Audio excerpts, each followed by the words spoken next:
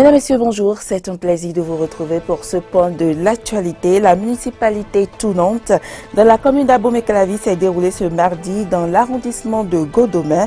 Les questions de développement étaient au cœur des échanges. Les fidèles musulmans intensifient les prières nocturnes en ces derniers jours du mois de Ramadan afin de bénéficier des retombées de la nuit de la destinée. Qu'est-ce que la nuit de la destinée? Des précisions dans cette édition. Et puis élection régionale à Madrid ce mardi 4 mai. Le Parti populaire de la droite a remporté les élections avec 44% des suffrages exprimés.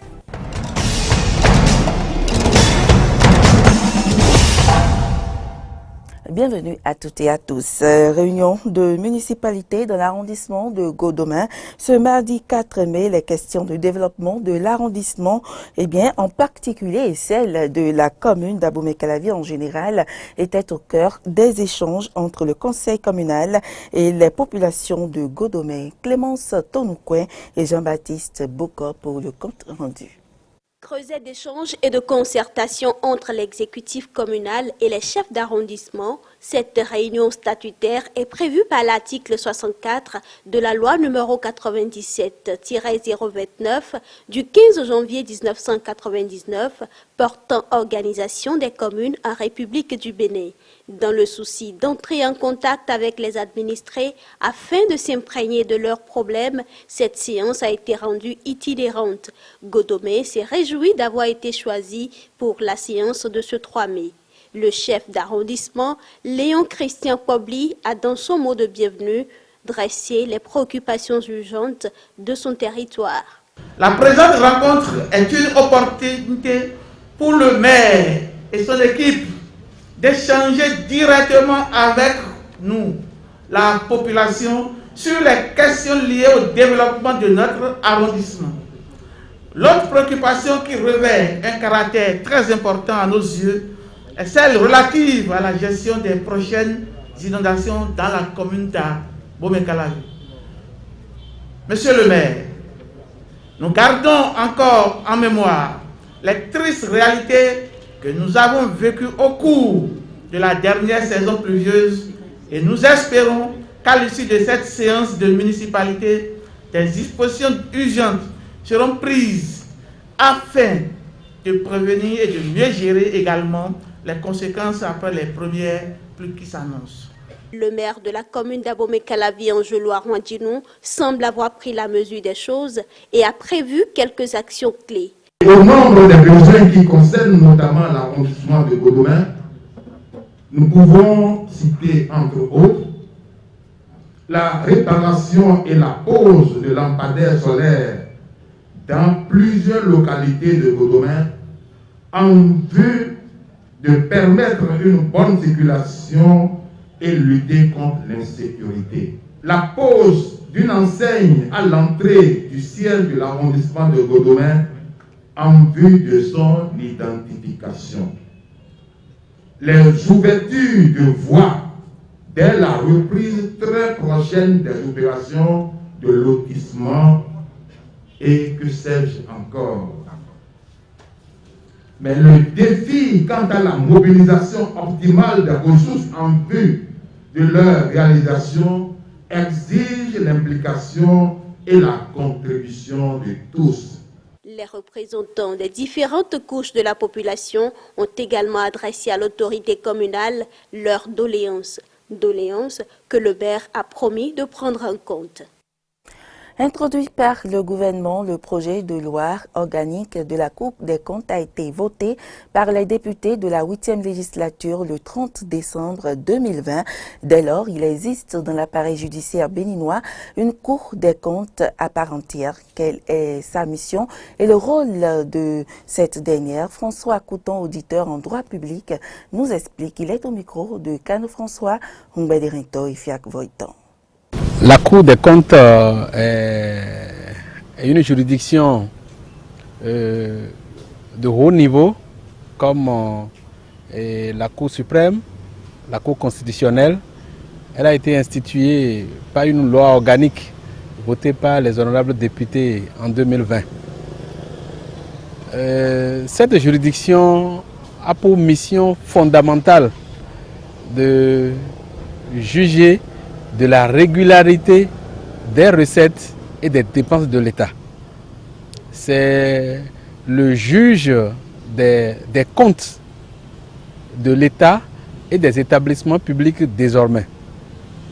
Donc, cette Cour a hérité des attributions de l'ancienne Chambre des comptes de la Cour suprême.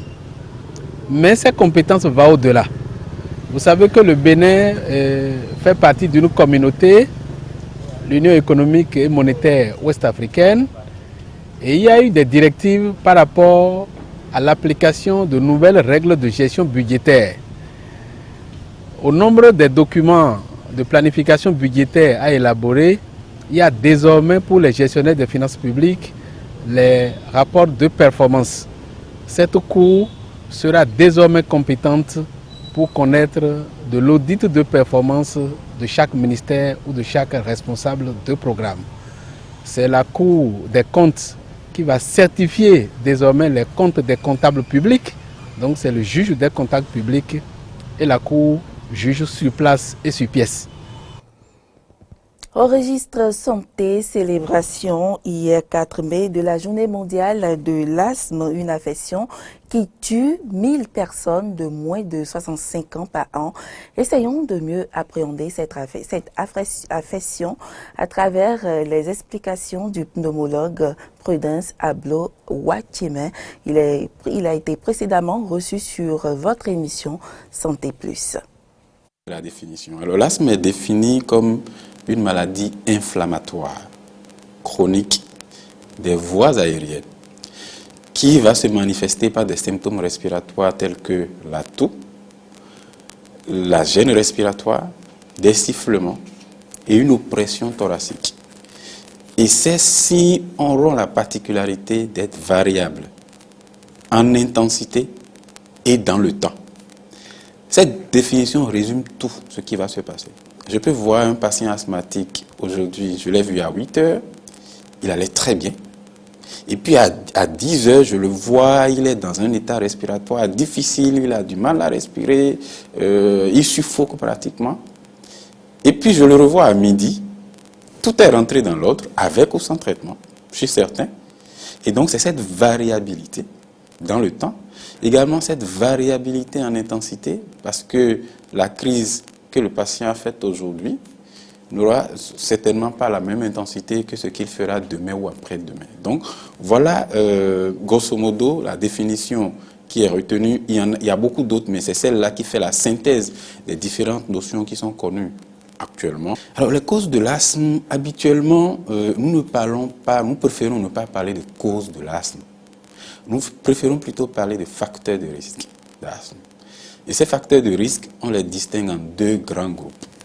Il y a des facteurs de risque individuels et des facteurs de risque environnementaux. Parmi les facteurs de risque individuels, on distingue en première position la prédisposition génétique. Ensuite, il y a la notion d'atopie. La notion d'atopie, en fait, ça renvoie à l'allergie.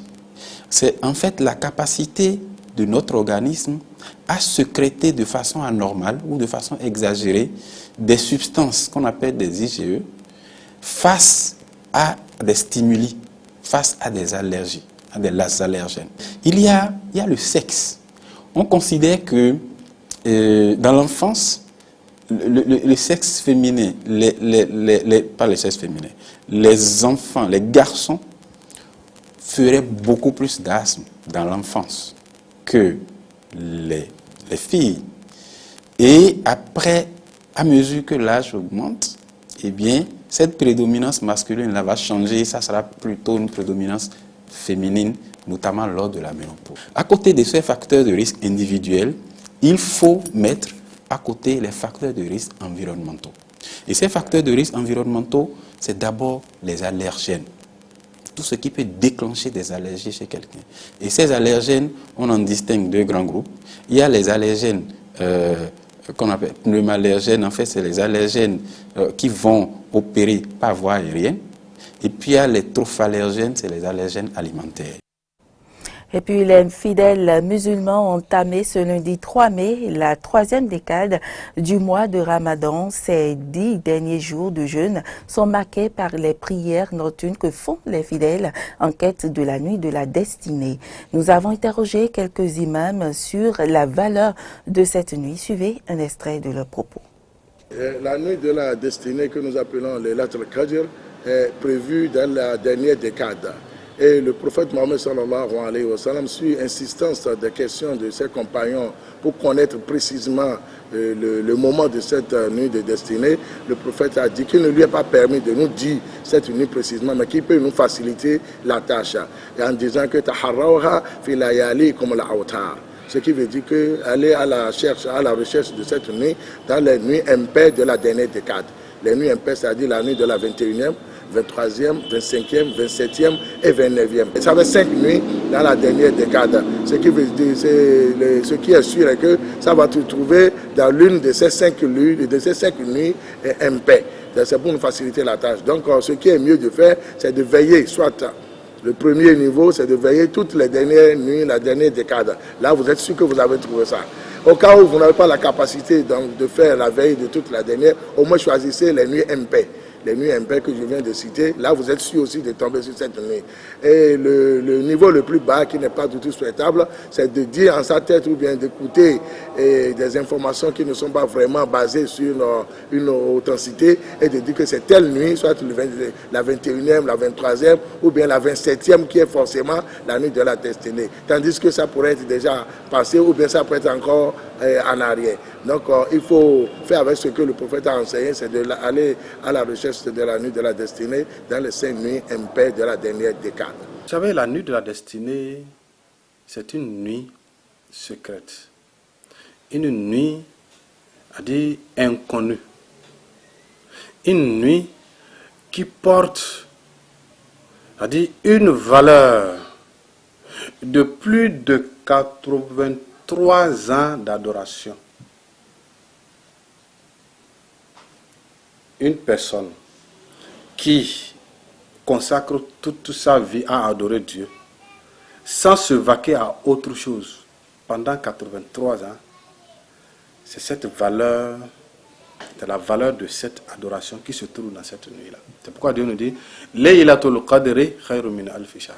Dieu nous dit que la nuit de la destinée, les bienfaits qui sont dedans, dépassent les bienfaits de 1000 mois d'adoration. Parce que quand on fait 1000 mois, on met ça en année, ça nous mène à 83 ans, quelques jours. L'actualité hors du continent à présent, les pêcheurs européens n'en peuvent plus des restrictions que leur impose la Grande-Bretagne depuis son départ de l'Union européenne. La France envisage à son tour des mesures de riposte contre les pêcheurs britanniques. Les détails. La pêche encore et toujours sujet de discorde dans le dossier du Brexit. Alors que tout semblait entériné avec l'accord commercial de sortie définitivement validé par Bruxelles la semaine dernière, des points d'achoppement continuent d'attiser les tensions. Au cœur du conflit, les îles anglo-normandes, zone dont l'accès serait plus contraignant pour les pêcheurs français. On considère que si de nouvelles exigences pour les zonages de mer ou les engins de pêche sont intégrées dans les licences, alors même qu'elles n'ont pas été notifiées à la Commission européenne, elles sont nulles et non avenues. Si le Royaume-Uni veut introduire de nouvelles dispositions, il doit les notifier à la Commission européenne, qui nous les notifie, ce qui nous permet d'engager un dialogue ensuite. À ce stade, on a découvert ces nouvelles mesures techniques qui ne sont pas applicables en l'état à nos pêcheurs. Les pêcheurs comptent justement sur l'État pour envoyer une réponse ferme aux Britanniques. Il est évident qu'il va y avoir des réponses à l'agression dont nous sommes victimes par les autorités de Jersey par rapport aux autorisations de pêche. On espère que l'État prendra des mesures de représailles. Le message est apparemment passé, puisque devant l'Assemblée nationale, la ministre française de la Mer, Annick Girardin, a mis les choses au point. Vous le savez, dans l'accord, il y a des mesures de rétorsion. Eh bien, ces mesures de rétorsion, nous sommes prêts à les utiliser. L'Europe, la France a des moyens, c'est inscrit dans l'accord. Nous avons des moyens, et même si je regrette, si on devait y arriver, eh bien, on y sera s'il faut le faire. Pour l'heure, seule une quarantaine de navires français, équipés d'un système permettant leur localisation en mer, sont autorisés à pêcher dans les eaux du Jersey. La capitale espagnole Madrid est tête aux unes ce mardi pour les élections régionales. Le Parti socialiste du Premier ministre a connu un revers permettant à la droite partie de la présidente sortante de doubler son score comparativement aux élections de 2019.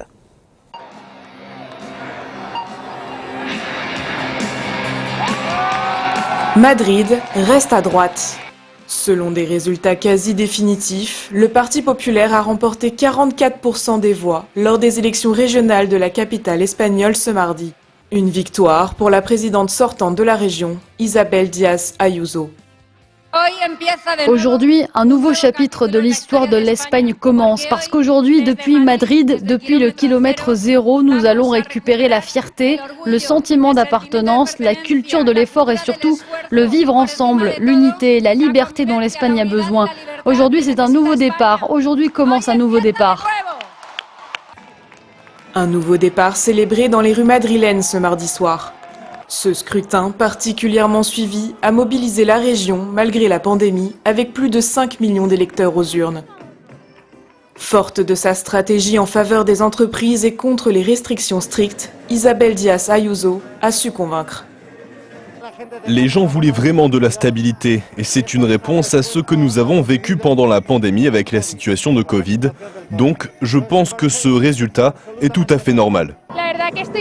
Honnêtement, je suis assez heureuse. Cela va être très bon pour Madrid parce que tous les endroits vont être ouverts. Les entrepreneurs vont pouvoir gagner de l'argent et continuer à travailler. Et cela va être tellement bénéfique pour nous tous, surtout pour l'économie. Honnêtement, Isabel Díaz Ayuso a fait une grande campagne. Je pense que cela va être la meilleure chose pour Madrid. Nous allons enfin avoir ce que nous avons toujours voulu, un Madrid libre pour tout le monde, pour ceux qui pensent différemment, pour tout le monde. Finalement, nous sommes super heureux, nous avons fait la fête tout en gardant à l'esprit les mesures du Covid et nous sommes tellement heureux. Une véritable douche froide pour la gauche du chef du gouvernement Pedro Sánchez, particulièrement investi dans cette campagne. Le Parti socialiste perd ainsi 12 députés régionaux. Nous allons analyser ce qui s'est passé. Évidemment, nous ne pensons pas que les résultats soient bons, c'est évident. Et nous ne nous attendions pas à cela, c'est aussi vrai. Nous avions espéré que ce que nous proposions aurait pu marcher, et cela n'a manifestement pas été le cas. Dans 2 ans, nous nous reverrons lors des élections. Je suis sûr qu'au cours de ces 2 années, nous montrerons notre vitalité, nous montrerons nos capacités, et nous analyserons ce que nous devons réorienter. Dans ce scrutin, le président du gouvernement espagnol perd un allié de taille. À l'annonce des résultats, Pablo Iglesias, chef du parti gauche radical Podemos, a annoncé son retrait de la politique. Un scrutin local qui a pourtant des airs de test national en Espagne.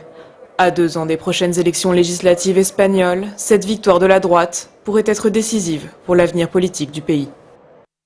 Et d'une élection à une autre, Benjamin Netanyahu, Premier ministre israélien, n'a pas pu former un gouvernement de consensus selon les tests législatifs. Une nouvelle énième élection s'impose au Premier ministre israélien. L'opposition, quant à elle, réclame un nouveau Premier ministre. Nouvelle crise politique en Israël. Malgré une alliance avec la droite radicale et les partis religieux sionistes, Benjamin Netanyahou n'a pas réussi à réunir les 61 députés nécessaires pour former un gouvernement. Après les législatives du 23 mars, son parti, le Likoud, arrivait pourtant en tête avec 30 sièges sur les 120 que compte la Knesset, le Parlement israélien. Ce mercredi, le président Reuven Rivlin ne peut que constater l'échec du Premier ministre. Peu avant minuit, M. Netanyahou a informé la présidence qu'il était incapable de former un gouvernement et donc qu'il rendait au président le mandat. La suite des événements appartient au président de l'État hébreu. Dès ce mercredi, il doit entrer en contact avec les élus de la Knesset pour prendre une décision, laisser la mission de former un gouvernement à Benjamin Netanyahou ou désigner quelqu'un d'autre pour le faire. Et les candidats ne manquent pas, à commencer par le député centriste Yair Lapid, qui s'est dit prêt à assumer cette tâche. Le temps pour un nouveau gouvernement est venu. Il s'agit d'une opportunité historique de briser les barrières qui divisent la société israélienne, d'unir les religieux et les laïcs, la gauche, la droite et le centre. Au pouvoir depuis 12 ans, jugé pour corruption, Benyamin Netanyahou ne fait plus l'unanimité à la Knesset. Si l'opposition parvient à former un gouvernement, c'est une page de l'histoire d'Israël qui se tournera. Dans le cas contraire, les Israéliens devront retourner aux urnes pour la 5e fois en un peu plus de 2 ans.